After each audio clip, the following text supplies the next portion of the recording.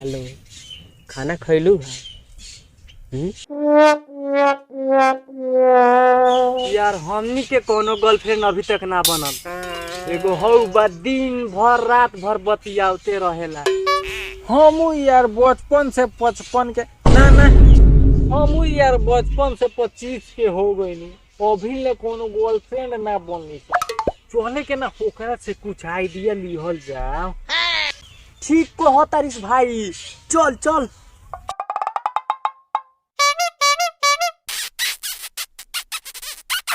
का हाल बा भाई? ठीक बानू? सब कैसन मजा में चलता?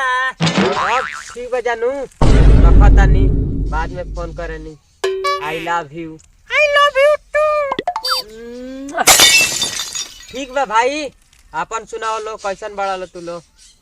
भाई हमनियों के ठीके बा। का कही भाई, अकेले जिंदगी हमनी के एकदम फीका हो गई। एगो तू हो देख कितना रंगीन बा। बात तो तू लोग सही कहत रह, अकेले जिंदगी तेरा लोग के वीरान हो गई। भैया ए भैया, तू के तिया गर्लफ्रेंड बनले रहला हो, बताओ ना।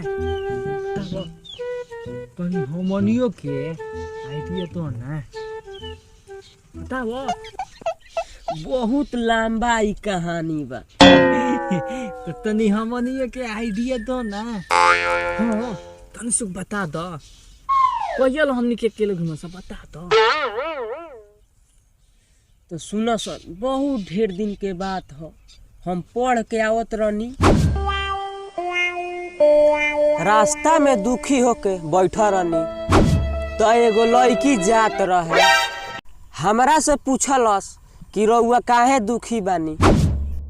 तो हम कहनी नु, हे रंगीन दुनिया में हमर जिंदगी ब्लैक एंड व्हाइट हो गइल बा। तो हमरा से कहलस नु कि तहार गर्लफ्रेंड नइखे का। तो हम कहनी नु कि ना हमर कोनो गर्लफ्रेंड नइखे।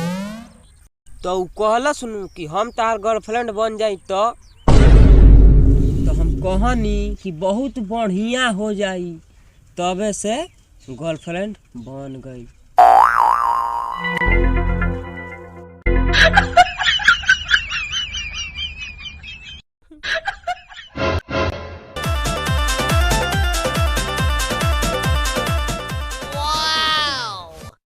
एकरा के ना बताए ना, तो हमारा ले पहले ये गर्लफ्रेंड बना ली ओकरा के।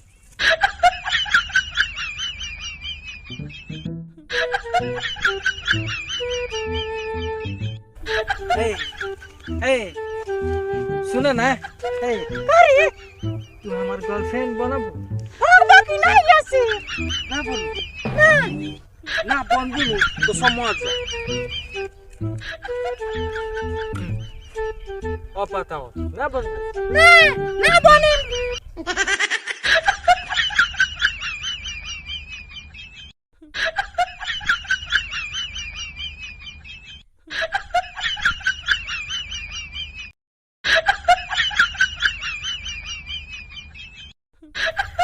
ना बनबू तो ये में वापस ध्यान दे देबो।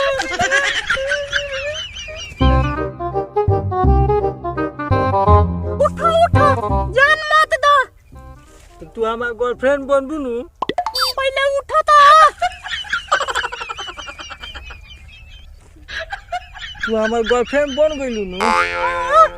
हाँ बन गइलू नु, तो अपन नंबर दो।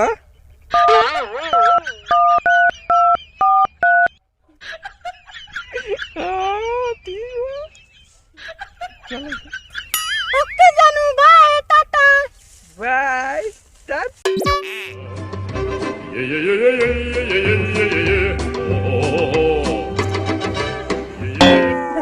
का भइल पार्टनर, तू गर्लफ्रेंड बन गई? हो हमार गर्लफ्रेंड बन गई। देख दे नंबर देले बिया जी। का कही पार्टनर, हमार किस्मते खराब बा, ना बनल अभी तक ले हमार गर्लफ्रेंड। पहले चलो, तू कहाँ चलो तारा, तहार व्यवस्था करे चलो। हेलो, का हाल बा जान? आओ ना, तारा से बड़ा मिले के मन करता। अभी ना, अभी दिन बा, रात की है मिले खातिर। अरे पागल आदमी ऐसन काहे कहता रहो, हम अभी आओ तनी। आज हम ओकरा से एकदम कचकचा के प्यार करे। वो भी ले ना आई, यहाँ तो ना आई क्या? तुमको फोन लगावो तनी।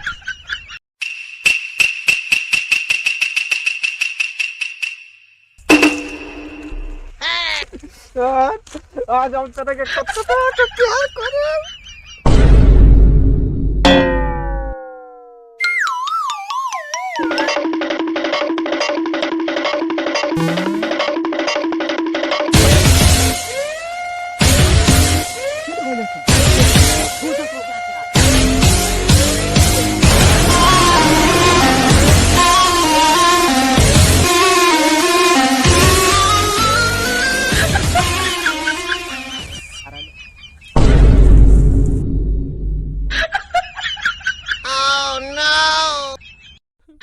ए दोनों दिन का करता रहो? हाँ बताओ से का करता रहो? कौन भैया हमनी के ये बैठ के पढ़ाई के बारे में समझतनी सो ना भैया ये दोनों इलू गुलू करता रे।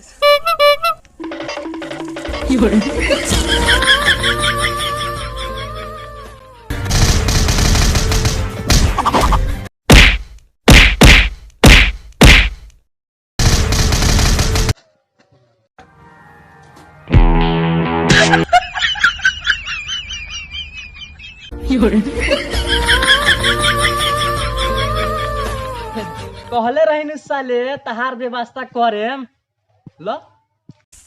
हेलो फ्रेंड्स, कैसे हैं आप लोग?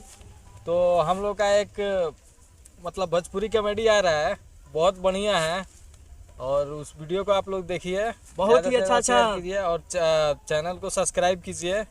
बहुत ही अच्छा मतलब वीडियो बनाया है। हमारा में खूब इलो हुकले वालो कोनो बात नहीं कि हमें लो से बदला साधा लेम कबो ना कबो। हमारा के लड़की बना दे बोलो, करो तो बदला सधाई रम तरह से।